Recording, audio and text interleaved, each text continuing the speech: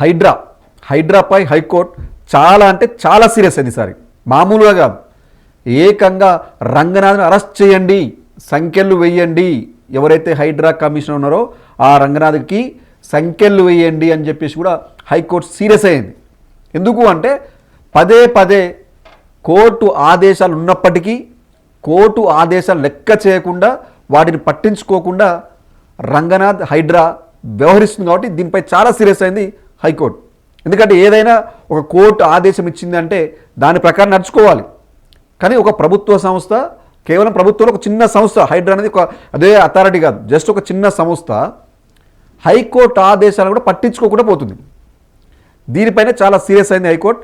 అందుకే ఈసారి రంగనాథ్ను అరెస్ట్ చేయండి, హైడ్రా అధికారులను అరెస్ట్ చేయండి అని చెప్పేసి కూడా హైకోర్టు చాలా సీరియస్ అనేది తెలుస్తుంది. లోతుకుంట ఏదైతే గత కొద్ది రోజులుగా లోతుకుంటకు సంబంధించి ఒక వ్యవహారంపై హైకోర్టులో విచారణ జరుగుతుంది. ఆ లోతుకుంటలో ఎలాంటి చర్యలు తీసుకోవద్దని చెప్పేసి గతంలో హైకోర్టు ఆదేశాలు ఇచ్చింది. అయితే దీని ఆదేశాలను పట్టించుకోకుండా హైడ్రా అధికారులు ఆ భూముల్లోకి వెళ్ళి అక్కడ ఏదైతే హైకోర్టు ఆదేశాలు పట్టించుకోకుండా అక్కడ ఉన్న కొన్ని నిర్మాణాలు కూల్చేయడం, అక్కడ అడ్డుకొచ్చిన వాళ్ళపైన కొన్ని కేసులు పెట్టడం కూడా చేసింది. దీనిపైనే హైకోర్టు మొన్న విచారణ జరిపి ఈ విషయంలో మీరు అంటే మళ్ళీ ఇంకోసారి అంటే ఆ లోతుకుంట సంబంధించి అక్కడ కొంత ఆర్మీ భూమి కూడా ఉంది, ఆర్మీ భూముల్లో కూడా ఈ హైడ్రా అధికారులు జోక్యం చేసుకోవడం పైన చాలా సీరియస్ అయింది. ఈసారి ఆర్మీ వాళ్ళకి ఆదేశాలు ఇచ్చింది. ఏమనంటే ఆర్మీ భూముల్లోకి ఎవరైతే వస్తారో వాళ్లకు సంఖ్యలు వేయండి, అది హైడ్రా అధికారులైనా పోలీస్ సిబ్బంది అయినా మీరు నిర్బంధించండి, మాకు ఆ తర్వాత మాకు సమాచారం ఇవ్వండి, ఈసారి వీళ్ళని విడిచిపెట్టవద్దు అన్నట్టుగా హైకోర్టు చెప్పింది. ఎందుకు మరి హైడ్రా హైకోర్టు తీర్పును పదే పదే ధిక్కరిస్తుంది అనేది అర్థం కావట్లేదు. ఒకటి కాదు, రెండు కాదు, ఇది హైడ్రా ఏర్పడి దాదాపు 2 ఏళ్ళు అయితే 200 సార్లు హైకోర్టులో చీవాట్లు పడవచ్చు. చీవాట్లు అనేక సార్లు పిలిపించింది. మొన్న కూడా రీసెంట్గా ఎక్కడ ఉన్న రంగనాథ్ స్వయంగా వచ్చి హాజరవ్వాలని చెప్తే హుటాహుటిన, ఎందుకంటే హాజరు కాకపోతే ఖచ్చితంగా చర్యలు తీసుకుని చెప్పి అది హెచ్చరించడంతో హుటాహుటిన ఉరికి హైడ్రా ముందు హాజరైంది. గతంలో కూడా చాలా సీరియస్ అయింది. ఏ విషయంలో? శని వీకెండ్స్లో కూల్చివేత ఉండొద్దు, కానీ వీకెండ్లో ఎందుకు కూల్చివేస్తున్నారు మీరు? వీకెండ్ అంటే వీకెండే కదా, వీకెండ్లో కూడా ప్రభుత్వ అధికారులు పనిచేస్తారా? ఎలా పనిచేస్తారు?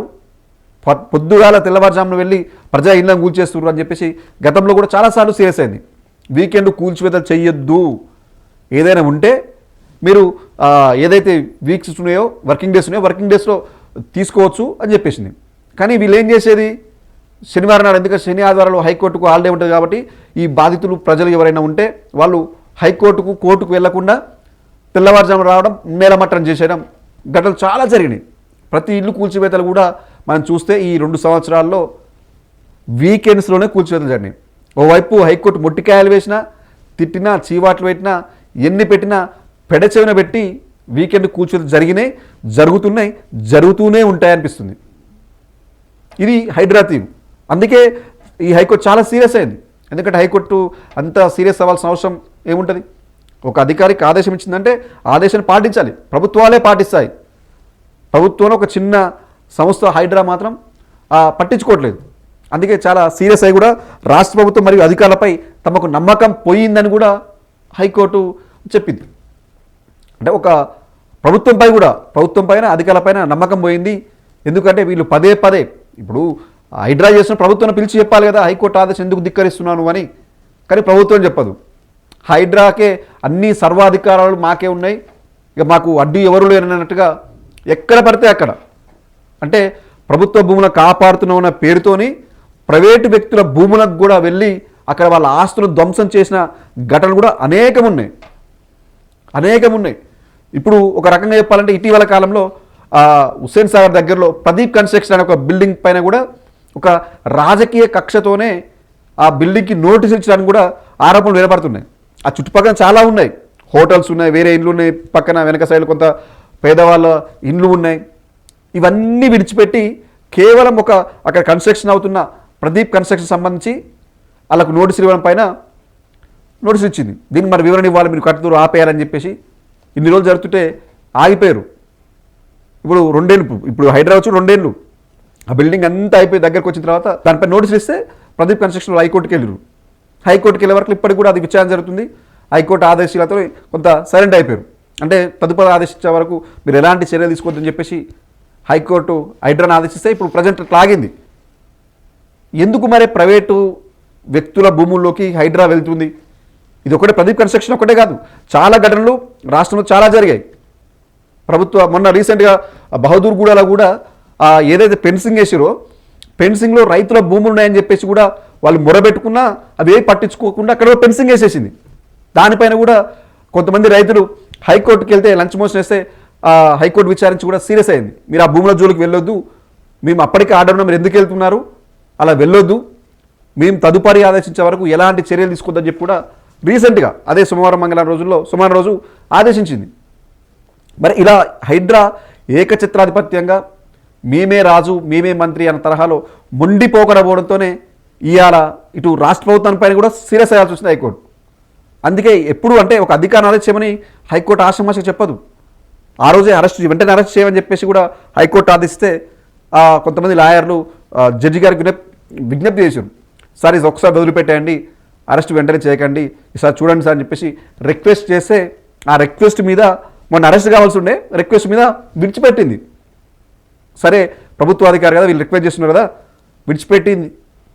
ఇప్పుడు అదే చెప్పింది. అందుకే ఇంకొకసారి ఈ లోతుకుంట వ్యవహారంలో ఆ భూముల్లోకి వెళ్తే ఎవరు వెళ్ళినా సరే ఆర్మీ వాళ్ళే, మళ్ళీ ఎవరో పోలీసులు రావాల్సిన అవసరం లేదు, అక్కడ ఉన్న ఆర్మీ వాళ్ళే వాళ్ళకు సంఖ్యలు వేయండి, మీరు నిర్బంధించండి, అవసరమైతే మీ భూముల్లోకి వస్తే ఆ పోలీసులు కూడా హైడ్రా కామన్గా పోలీసులు రెవెన్యూ అధికారులు ఈ హైడ్రా సిబ్బంది కలిసి వెళ్తుంటారు, ఆ వెళ్ళినట్టే నిర్బంధించండి, ఆ తర్వాత మాకు సమాచారం ఇవ్వండి, మేము చూసుకుంటామని చెప్పేసి కూడా స్పష్టంగా ఆదేశించినట్టు తెలుస్తుంది. అందుకే ఈ హైడ్రా కొంత దూకుడు తగ్గించి నిజంగా కూల్చేయాలనుకుంటే ప్రభుత్వ భూములని కాపాడాలనుకుంటే చాలా ఉన్నాయి. ఇప్పుడు సీఎం రేవంత్ రెడ్డి గారి బ్రదర్కి సంబంధించిన ఇల్లు కూడా ఎఫ్టీఎల్లోనే ఉంది, దుర్గం చెరువులో. అది మీకు తెలుసు, అందరికీ తెలుసు. కానీ దాన్ని ఇప్పటి వరకు ఇప్పుడు హైడ్రా వచ్చి 2 ఏళ్ళు అవుతుంది కదా, 2 ఏళ్ళలో దాన్ని 2 ఇటుకలు కూడా దాన్ని పీకేయలే. కొంతమంది మంత్రుల ఫామ్ హౌజులు కొన్ని చెరువుల్లో ఎఫ్టీఎల్ పరిధిలో ఉన్నాయని చెప్పేసి కూడా వచ్చినాయి, అటు వైపు కూడా వెళ్ళలేదు. రీసెంట్గా కోడి చెరువులో పవన్ కళ్యాణ్ సంబంధించిన భూమి కూడా ఉందని చెప్పేసి కూడా ఆరోపణలు వచ్చినాయి. అవి వాస్తవాలను కూడా తెలుస్తుంది. కొంత భూమి ఆయన పవన్ కళ్యాణ్ దాన్ని ఆక్రమించుకోండి అని చెప్పేసి కూడా తెలుస్తుంది. మరి దీనిపైన ఆడికెళ్ళి ఆ భూమిని యాక్టివై చేసుకునే దమ్ము ధైర్యం మరి హైడ్రాక్ లేదా? ఈ స్పష్టంగా కనపడుతుంది కదా.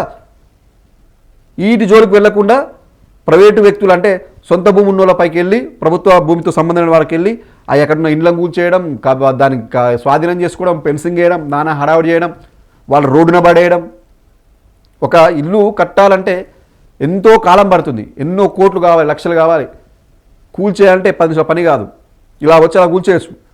కానీ అలా ఆలోచించకుండా హైకోర్టు ఆదేశాలను పట్టించుకోకుండా ఎలాంటి మాకు రైట్స్ ఉన్నాయి, మేము కూల్చిపడేస్తాం, మాకు ఎవరు లేరు, అడ్డు అదుపు లేరు అని చెప్పేసి ఇట్లా దౌర్జన్యంగా వ్యవహరించిన తీరు మనం చూసినాం. మరి ఇప్పటికన్నా ఈ హైకోర్టు ఇచ్చిన తీర్పుతోని కాస్త అధికారులు ఆ బాధ్యత గుర్తు చేసుకుంటూ తమ హద్దులు అంటే ఏదైతే మేము పనిచేయాలో ఆ సరౌండింగ్ బార్డర్లోనే ఉండి దానికి తగ్గట్టు పనిచేస్తే అందరికీ మంచిది, అటు ప్రభుత్వానికి కూడా మంచిదే. ఎందుకంటే ప్రభుత్వం ఈరోజు హైకోర్టు మీపై నమ్మకం లేని చెప్పిన పరిస్థితి వచ్చింది.